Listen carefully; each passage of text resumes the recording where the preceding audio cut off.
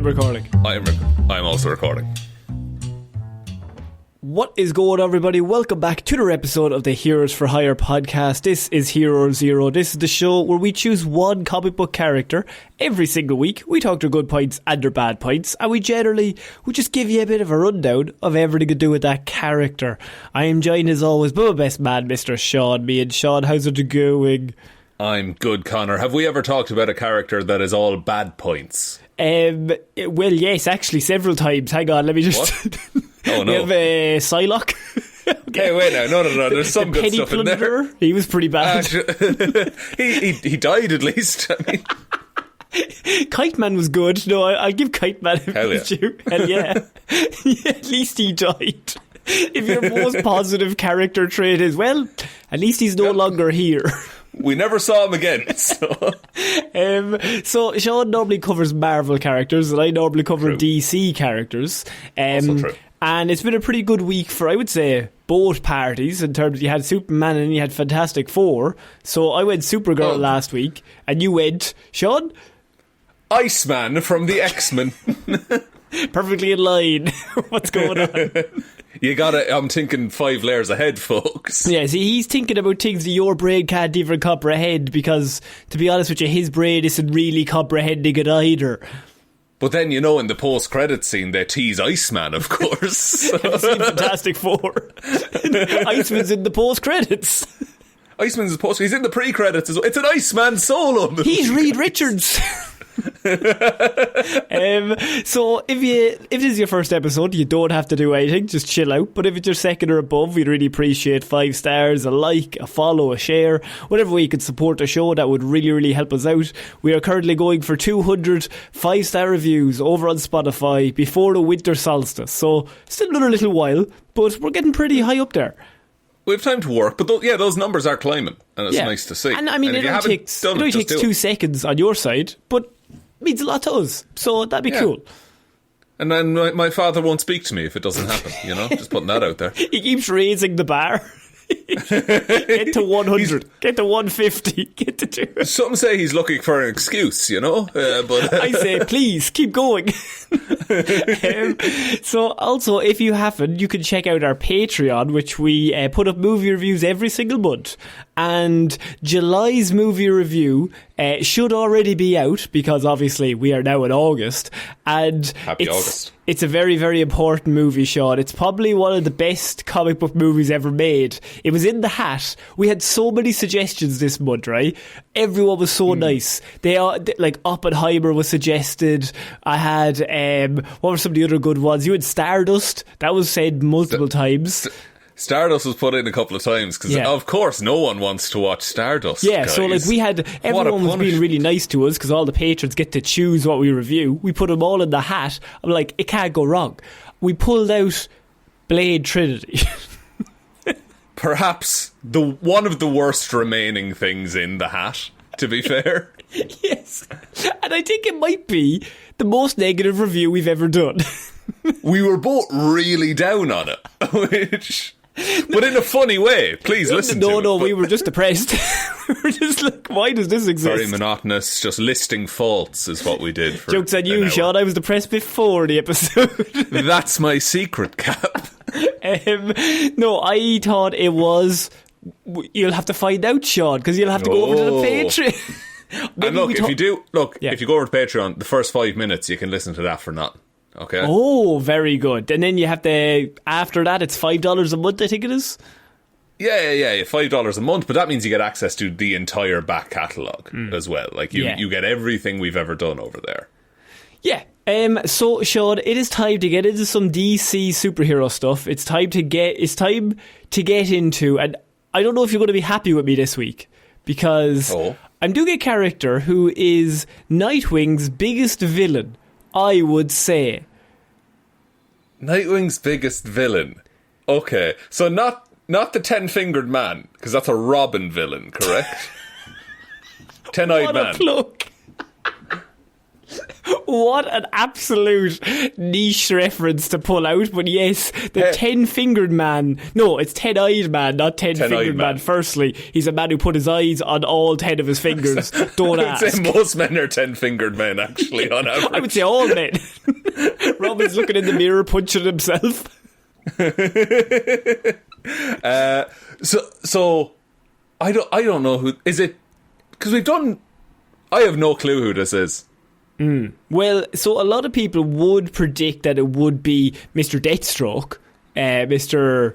Slade Wilson, obviously. Slade Wilson, of course, yes. But I would say that from my initial reading of comic books back when I got super into them, during the 90s... Dennis the Menace, guys. It's a desperate Dan from the Dandy. No, it is Blockbuster, Sean. A character I'm guaranteeing Sean has never heard of. I have heard of them. They're a failed video chain from America. And a TV show? And a TV show. And a board game? Yeah, there's a board game. Yeah, no, this is... Nightwing hates board games. That's what this is. Because he's such a big dum-dum head. Because Batman always wins. Bastard. So strategic. So generally speaking, when any character is given their own series, you can normally tell how good it's going to be by how much, and Sean, I'll give you a compliment here, how much it reminds you of early Spider-Man. There are certain story beats that always feel like fresh, give the character a realistic life and challenges outside the costumes, make their adventures as a superhero feel like all centred around that one hero. And then you have, this comes into full effect in the year 1996 when Mr. Chuck Dixon crafted That's a when new... I was born. Fucking hell. On the eve of Sean's birth, Chuck Dixon crafted a new... He's me for real. Crafted a new ongoing series for my personal favourite superhero, Nightwing. Now, one core element was to build in a physically imposing and very connected central villain to pursue the hero. And the thing is, you have a little used Batman villain known as Blockbuster that I'm going to just simplify this, Sean. So you've got Nightwing. He's in his new little comic book run. He's got his new cities by himself. Think of Daredevil and Kingpin. Oh. Now that I like. When you think about it, Daredevil and Nightwing are very similar in characters, other than the one major difference. But Daredevil is Catholic, of course. Daredevil very religious man. And Nightwing never got to see his parents die. He didn't see it coming. Nightwing needed a big bad, a big mobster, someone who runs the city, who's muscle, who's brains, and then he comes up against Mr. Blockbuster. So this is the head of crime in Bloodhaven? Bloodhaven, yes. So, or Bloodhaven, to pronounce it correctly. Bloodhaven, as I like to say wrong. If I really want to annoy people, it's Bloodhaven. Bloodhaven. Roland Desmond first appeared in comics in 1965, but he wasn't Blockbuster. Sean, bear with me. His brother Mark Desmond was Blockbuster. Blockbuster was a chemist that accidentally mutated himself into a simple-minded, super strong monster because he had nobody else to test it on. It was only himself, and it was the 60s. He did what he had to do. So Roland decides to simply manipulate his now hulking brother to just help him to commit crimes, which is pretty good. Right. So he never changes back. He's just big monster man forever. Just big monster man. Yeah. He was a serviceable, if not especially notable, comic book villain. However, after Mark Desmond's death, Roland then becomes a very similar creature when he takes his brother's steroid formula. Why would he take it? He's seen what happens. He wants to be a big hulking creature. But it didn't end too well for his brother, clearly. Well, the thing is, right, unlike Mark, Roland had actually altered a lot of the the serum, I would say, so that he had control of his transformations and his mind. So the new, now this is originally, right, so he's like the new and improved. He did very soon loses the ability to revert back to normal, but then he gets it back. It depends on the writing. It depends who's doing it, right? Whatever they need at the minute. Yeah. But Batman and Starman eventually bring him in. And so his first appearance was in 1989, in April of 1989. But then Desmond... Taylor Swift. In memory of Taylor Swift, they came up with Roland Desmond. So Desmond became obsessed with elevating himself greatly beyond his intellect, which is now at rock bottom. So he becomes obsessed because his intellect is dropping, and he feels it dropping, and he's like, I don't want to be a mindless monster.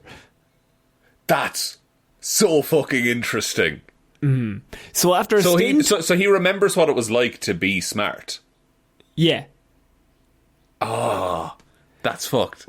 Now, I'm going to very quickly get through this, and you're going to bear with me, but Roland accepted a deal from the inhuman Neuron to gain intellect that his brother had not possessed. So, he makes a deal with the devil. Let's just do that. And I'd like the backstory on Neuron, please. The backstory on Neuron is he's a devil. He's just... What can you do? Okay, fair enough. Sorry, continue. I'm not going to get into it because it's basically a massive story where lots of DC villains all made deals with the devil to get what they want for their souls. And so some of them are like, I want to be stronger, I want to be faster, I want to be rich, I want this, I want that. They just kind of adapt. So Roland Desmond is there, and he says he wants to have genius level intellect. So when he comes back, he's now Hulk and Monster Man with genius level intellect. He's now a cunning criminal mastermind, and he begins to revive his criminal career by causing havoc all along the way, right? He then establishes a base of power in Washington, D.C., opposed by Steel, the city's resident hero. Roland realised that I would be better served finding a different city. This was in one of the Steel issues in the 90s. He starts doing like villainy at a bigger level, comes up against Steel, and is instantly like, I'll just go to a worse city, that's Jack, fine with me. What the fuck are you doing here? You mean John Henry Irons, Connor? I do, yes. The metropolis in question would be a cesspool south of Gotham named Bloodhaven, home of Mark and Roland's elderly mother, who still lived there. Right, so they're from Bloodhaven originally. Yes. So interesting. So they're going Desmond moves back to his hometown, and he immediately forces the crime lord Angel Marin out of power, takes over the city's criminal rackets, and Roland's plan was to build a criminal empire in the Haven that would basically enable him to extend his dominion over Gotham, Star City, Metropolis, New York's underworlds. He's just getting bigger and bigger. So you might say he's getting larger, stronger, and more powerful. I mean, you would, but that's a weird thing to say in this specific situation. No. That's. Do you mean metaphorically or literally? As a crime syndicate. So, like, it's a metaphor. It's kind of like it's an idea. Yeah, it's layered. It's layered for sure. But I wouldn't describe it as layered. Have you ever listened to is that the Wrecker? No, that is There's Danger the Hood. Man. Oh, Danger Man, sorry. I can't. I love you named 3 shit characters. I mix up all of your shit characters. But for that purpose, he brought the corrupt elements of the city's police department, Sean. So he buys out the entire police department, and he just basically becomes like a kingpin, if you will, of the area. Of crime? Of crime, yes. He's bigger, larger, stronger, faster, all those. Right? A little bit taller, wishes he was a baller. Of course, we all know the story. We all know the song. It's based on this. Now look, you might not have remembered, even here you could be forgiven for not remembering he existed up until this point, right? But that was when Chuck Dixon was crafting the criminal world of Bloodhaven, and he decided that he needed a big bad for the Nightwing series. And so this is where Blockbuster comes in, and he is now the guy he's the crime lord of Dick Grayson's newly adopted city, because super smart, super strong, he's kind of got everything. And also they were going for like a Daredevil vibe of Nightwing's in a smaller area trying to look after it, and you got the big muscle crime lord. But it's not like Hell's Kitchen where it's like 3 blocks or whatever that is. It's a whole city run by this one man. It's Hell's Kitchen is like a street, as far as I know. So Nightwing has a city. Fair. The who is the? This is completely off topic. Who is the crime boss or like the mob boss to Batman? Is it Black Mask? Black Mask. Yeah, Black Mask would be.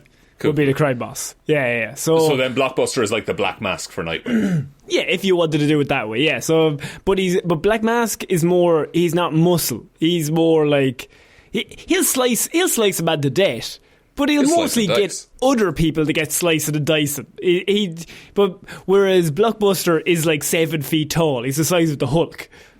Right. Okay. So he's brains and brawn. Exactly. Now. Contrary to what you might expect, a funny thing is that when they introduced Nightwing #1 back in 1996 in memory of Sean, this was actually a very weird time in comic books where there was no bad blood between Bruce and Dick. They actually were friends at this point. Interesting. And it's actually done as a favour to Bruce that he goes to Bloodhaven. So Bloodhaven is known as the worst place in all of comic books. Somewhere that not even superheroes go 10 times worse than Gotham. Which begs the question, why doesn't Batman do a couple of days a week in Bloodhaven? I'll be honest with you, he's lazy. Do you know what he doesn't want to travel. He outsources and delegates all the stuff he doesn't want to do. Batman is the most middle manager superhero there's ever been. There's like a city over there that's a way bigger problem. He's like, yeah, I'm punching the Joker. Sorry, I can't do that, guys. Yeah. Sorry. I have this weird clown prick pissing me off. Have you heard the Penny Plunder? I've got to kill him. So he sends his little junior manager on their first day of the job. He's like, you know what you could do to impress me, little Dickie? You could go to Bloodhaven and sort the place out. And he does this when 20 random bodies show up on the beach of Bloodhaven. And he's like, oh, there's a mass murderer here. You know what, little Dickie? I'd have just the thing for you to do for a little while. You go in there and sort the whole place out. I'll stay here. Batman sees 20 bodies and he's like, gross. I don't want to touch those. Dick, come here. Icky. I don't want to. He's like looking at Jason Todd and Red Hood, he's looking at Red Robin, Red Hood and Damien. He's like, which one do I hate the most? Okay. Better give it to my first son. Yeah, I'll annoy him the most. He'll take it the best. So he sends Dick Grayson in, and Dick is going to be the new hero of Bloodhaven, which obviously doesn't go too well. Now, what's interesting about this is that he goes in there, and like many things in the line of work, the truth of the situation of Bloodhaven turns out to be not straightforward. There's layers and layers and layers of criminal activity that, think of like Gotham before. It's like Gotham 6 months before Batman started is kind of how Bloodhaven is. It's lawless for all intents and purposes. Yeah, for all intents and purposes, everyone can do whatever they want, and everyone's just killing everyone. So the problems are even worse than the reputation, would you have you believe. The entire city is rotten from the inside out. Gotham from the Batman, if we're talking. Yeah, fair. But because Gotham is all, for years was portrayed as, it's the worst place. It's the worst city. It's the worst of what humans can be. And then it's but an hour down the road, there's this other place you won't believe. That's even more fucked up. They've got 2 penny plunderers. It's like, at least we're not Bloodhaven, guys. Nightwing's presence in the Haven acts like a swift kick to the balls of the city and all of the criminal activities, due to the fact that they are now like, who the fuck is this guy? So they immediately try to kill him in all these different ways. And how they work this is they have like all the, say, single issue villains come up against Nightwing, and they're like, we're going to kill you, and Nightwing defeats them. But what they cleverly do with Blockbuster's presence there is they can always say, well, Blockbuster hired them to kill him. Yeah. Like, Blockbuster is going through mercenaries or, like, guns for hire, essentially. Exactly. So you also have... If you can tie it back to Blockbuster at any given time if you want. And if you don't want, that's fine as well. But it's kind of open to interpretation. As I said, it's like Kingpin with Daredevil. If Daredevil defeats somebody, did Kingpin hire them? Or are these people just a dickhead in general? Yeah. And whoever's writing it, that could be Daredevil or Spider-Man.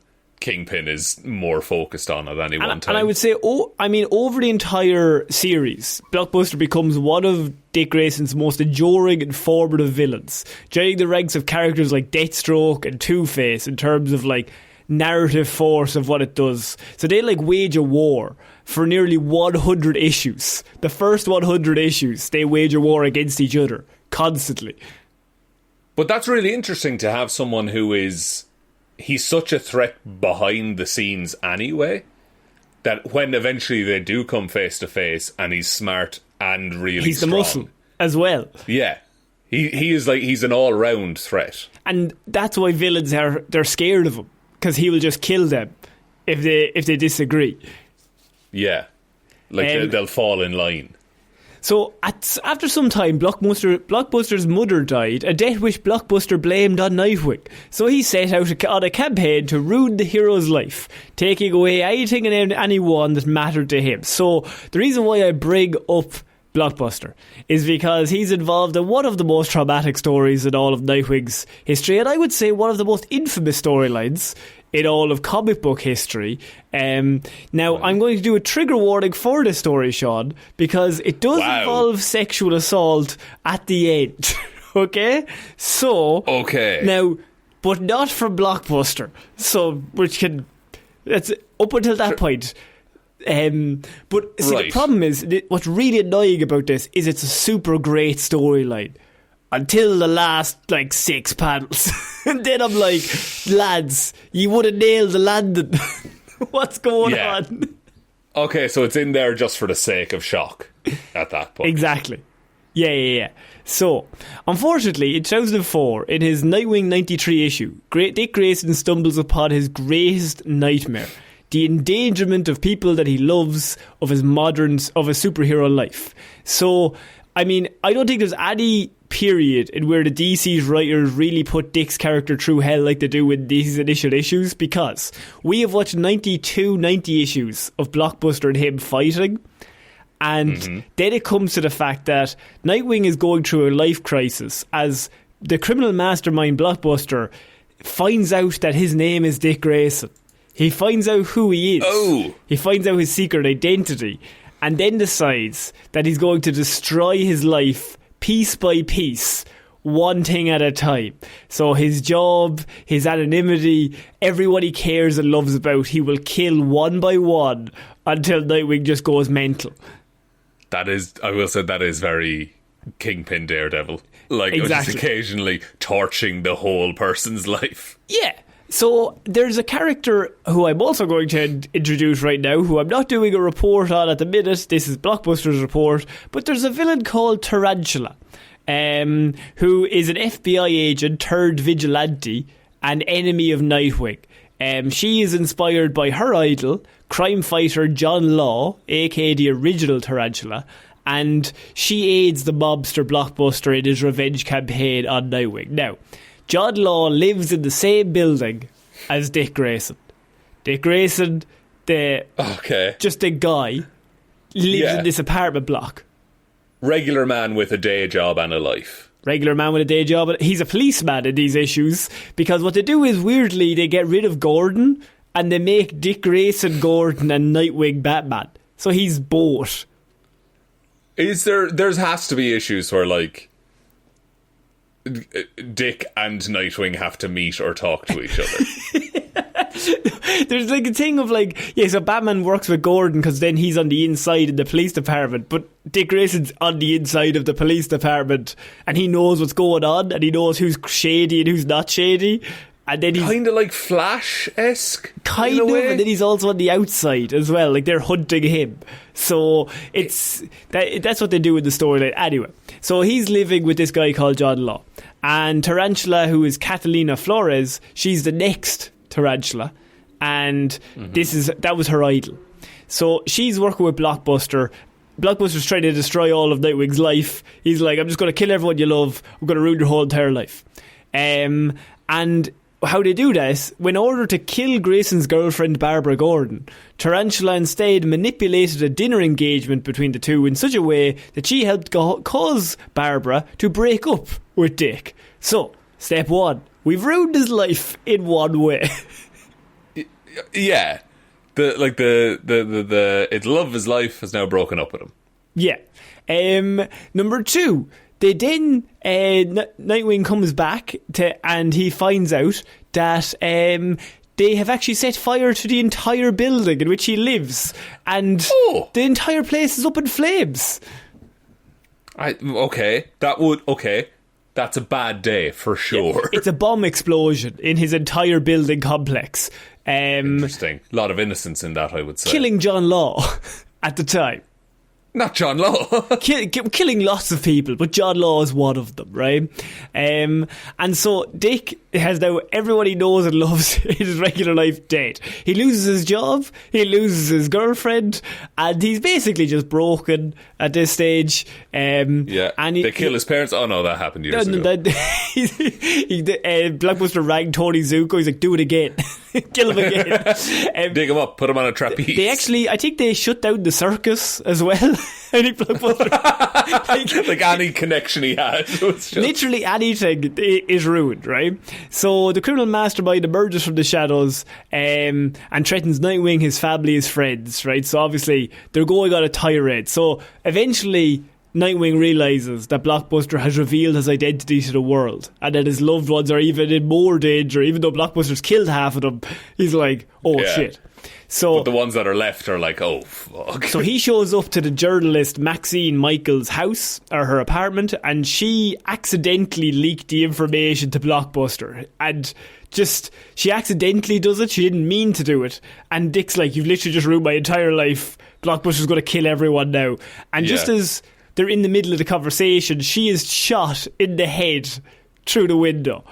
And so Dick just watches her fall down in front of him, looks to his right, and fucking Blockbuster walks in through the window like, you got nothing left, brother.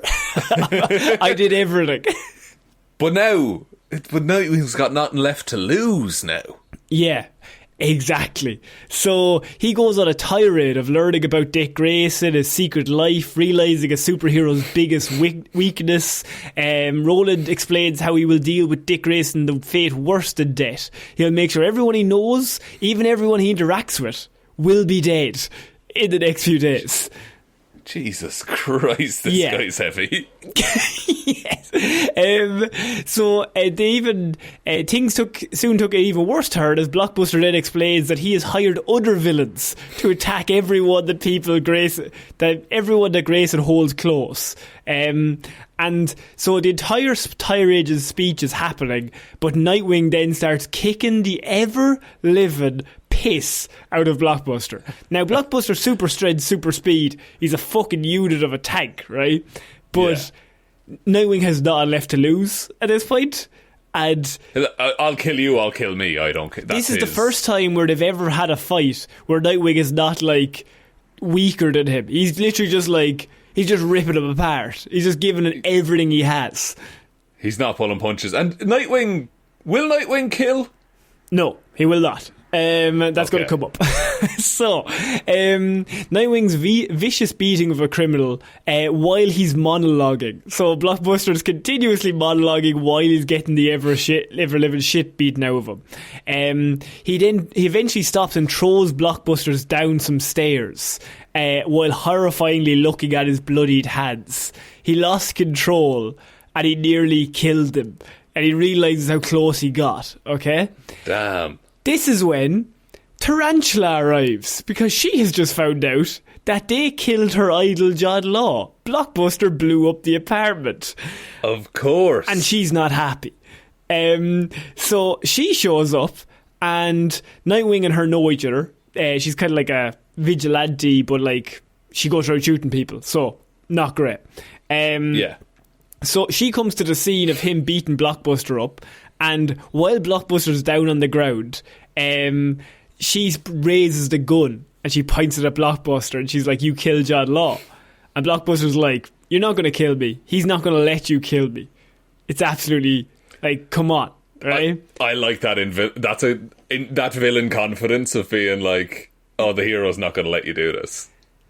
This is where Nightwing starts having a breakdown, and he is just like he's just like immediately he's just having a mental crisis of like, what the fuck am I gonna? He's looking at his hands, he's seeing all the blood, and Tarantula looks, and she's like, "I'm gonna shoot him," like, you know.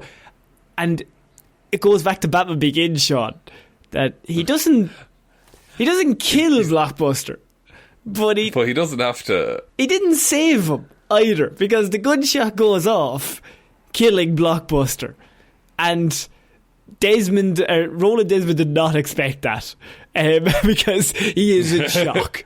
Nightwing immediately just loses his head altogether and sprints up onto the roof, just runs, just in bits, just like he's been ruined, right?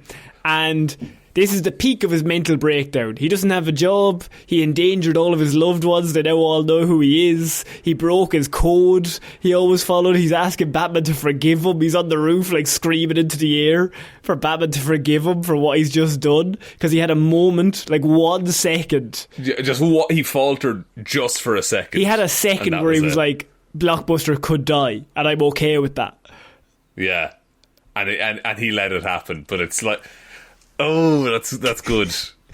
Now, this is where I'm going to say Tarantula doesn't read the room at all, Sean. And this is where the deed happens that I've said about one of the worst things DC Comics has ever done. And right. It's really weird. Just a terrible comic panel. I'm not even going to talk about it. I'm not going to give it any respect. That's fair. After, like, I will say, after everything that's happened, seems like the story ends. Seems like a mad ending to the story. Am I right, Sean? Wild to throw that in, you know? You got to the last 6 panels. Just leave it. And look, as someone who's hearing this story third or fourth hand, yeah, like, I'm gripped already. You don't need to put any of this in. I mean, she basically ignores the man's awful mental state at that point, because he is not in the room. Yeah, no, he's not like... So now, that is the original run of Blockbuster as the villain for Nightwing. Now, I know I talked about a lot of Nightwing and Bloodhaven there, but you have to introduce all that stuff because they're so intertwined together. And Blockbuster as a villain is like such a cool character, because especially he comes back in the New 52 and he can then morph back. He has little drops that like calm him down. When he gets angry, he like gets really big, and then he's little drops to calm down, like a Jekyll and Hyde Hulk kind of basically thing. Right? And there's actually a really good storyline where, like, in the New 52, this is kind of all wiped away. Nightwing goes to Bloodhaven, and he actually goes to Nightwing as like normal man, and he's like, I think there's a lot of crime. There's a crime lord, King Shark. He's going around killing everyone. Like, all these people are all criminals. You should go get them. We should work together. And when Nightwing, one by one, systematically captures every single crime lord, he leaves a massive vacuum, which then Blockbuster says, "Oh, wow, thanks so much. Thanks for doing all that hard work. Doing my job for me. You actually saved me a load of time. You captured like 10 of them. Well done." That's so good. Yeah, like, so Blockbuster, in the New 52, he also has some really good stories, but that's the main thing that I always think of when I think of Blockbuster. I'm just like, I remember reading that when I was younger, being like, this guy is leave him alone, please. Yeah, he's a stone cold psycho. Also, I like that he doesn't have the Joker thing of, I want you to kill me.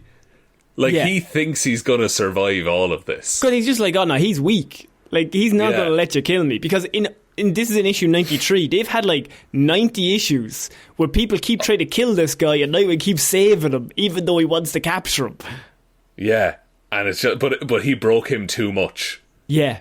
And he told everyone who he was. And so the minute you put people that Dick Grayson loves in danger, like, he had 1 millisecond where he just he didn't step in, and that was enough. Because also, if the secret identity is revealed in his head, and this is me fucking therapizing a fictional character, in his head, suddenly for a second he's not Nightwing. Yeah. And not and also Nightwing someone's gonna do something to Barbara and Tim. Yeah. And all so of he's them. like, yeah, so it's like just a flash of, I could let it happen, and then it happens. And Tarantula's just there at the exact right time. And she just fires the bullet, killing Blockbuster. That's the original and then goes run. straight home after. I mean, no. Well, in this scenario, yes. I'm going to say yes, she does. Nobody else read the end of that. Read up until that point. But powers and abilities of Blockbuster. He doesn't have that much, Sean. Fairly simple. Giant physiology. He's approximately 12 feet tall. With proportionally giant body parts, he has superhuman strength and is fairly invulnerable to almost everything, if you want to throw it at him. Yeah, like, they can write him to be up against whatever. Same way the Kingpin is like, he's 99% muscle mass, so he's basically bulletproof. Yeah, like, and also he could be 12 feet, he could be 8 feet. Depends on the comic panel, who he's standing beside, how much they want him to Hulk over somebody. He's like, and also in the New 52, as I explained, he's a very hulky character, in that the angrier he is, that's when he morphs into like the big version of him. And New 52, does he lose intelligence when he morphs? No. That's still interesting. Yeah. Yeah. So I think that's it for my review of Blockbuster, Sean, my little report. What a week. I had never heard of Blockbuster, but now I think he's one of the coolest villains I've ever heard of. Yeah, he's pretty good. Would you like me to take us out, Connor? Yeah, sure, why not? Thank you, everyone, for listening to this episode of Hero or Zero. We will be back on Monday with an episode of the Heroes for Hire podcast and an episode of the Heroes for Hire podcast presents Weird News. Big thank you to everyone over on Patreon, patreon.com/Heroes for Hire podcast. They're the reason that the show is ad-free. They have access to everything like our movie reviews. We've done some TV show reviews and stuff over there, and we occasionally do live stream hangouts where everyone gets to chat and talk movies and stuff like that. So heading over there if you want to support us. There is also the Twitter at Heroes for Hire Pod. We are more active on Blue Sky though, which is Heroes for Hire Podcast. Facebook is Detective Divilment's discussion group. Instagram is Heroes for Hire Podcast, and the best way to ever help out the show is to tell one human being that we exist. Just a one, please. And I think that's about it. So I've been Ciara Lawler. And I've been Sean Mayne. See you next week, guys. Bye. Bye.